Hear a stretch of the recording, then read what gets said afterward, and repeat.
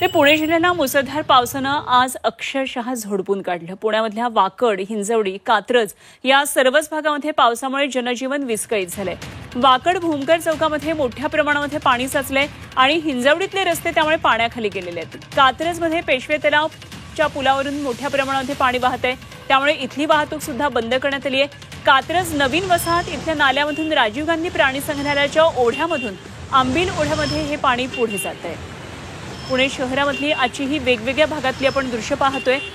पुण्यामध्ये वाकड भूमकर जो चौक आहे, जो पुण्याचं एक उपनगर मानलं जातं, त्या ठिकाणी मोठ्या प्रमाणामध्ये पाणी साचलेलं आहे आणि अशा पाण्यामधून वाहन चालकांना वाट काढावी लागते।